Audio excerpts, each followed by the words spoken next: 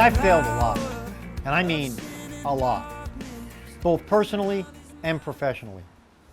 I have made many mistakes, some small and some very large. From the time I was a very young boy, I can recall taking many great risks, such as the time I was about 8 years old and the other kids in my neighborhood they've always viewed me as the neighborhood daredevil. Imagine that. One day, I remember all of us were down by the Potash's house along the Ramapo River. There was this huge mountain cliff drop-off, maybe 150 feet down, heavily wooded mountain area, super tall, mature evergreen pine trees rooted deep into the side of this cliffs of this mountain. The mountain, which led down to a riverbed, which was the Ramapo River, way down at the far below bottom area.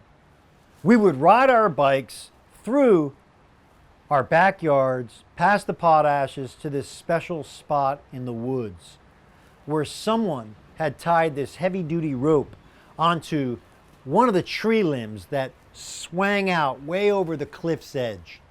And we would carefully grab the end of the rope and we would walk backwards a little bit and hold on to the rope and with all of our life swing out over this huge tall set of pine trees, daring each other to see who would walk the rope back the furthest, hence swinging out over the mountain's edge the furthest. You get where I'm going with this, right? Well, I never really felt that I fit into any of the neighborhood kids' cliques. Therefore, I was always finding myself trying to earn my way in by being the neighborhood daredevil.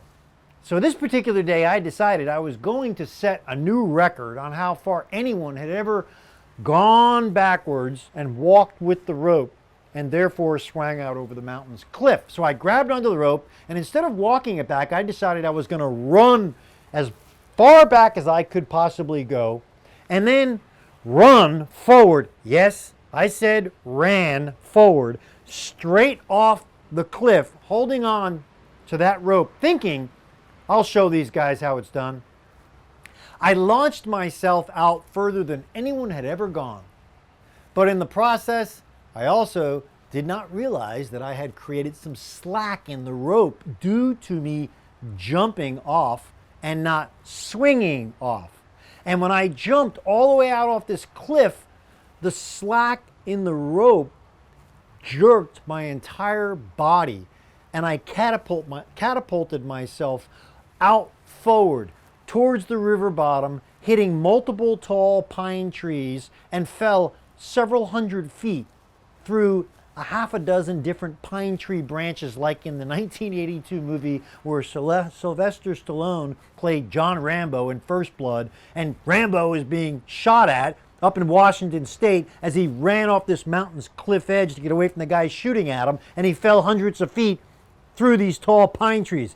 Yeah, it was just like that. Seriously, it's a true story. Why do I tell this story to you? Because I'm no stranger to failing, taking risks, and learning from my failures. I went back several months later after I healed from that terrible accident, and I learned what not to do, but how to hold the rope tightly, running back tightly and swinging out tightly while not creating any slack in the rope. You see, failing is a must if you want to succeed. I know of no successful person who has not failed far more than they have succeeded. It's just the way it is. So I want to encourage all of you to embrace failure as your life teacher. No matter how small or how large your failure is a good thing. It's how we view failure that shapes our attitude and our future. At Rasa, I tell our team members all the time, risk, make the decision, step out. This is a safe place to fail here. We encourage you to fail. It's okay to fail. as long as you're learning and growing from your failure. On the other hand, if you fail over and over and over on the exact same thing that you failed at before, then you're actually teaching me and the others around you that you're unteachable and that you're not coachable. And then we're going to have to release you back out into the marketplace. There you have it, folks. This week we need you to go out and fail, okay? Have a blessed week.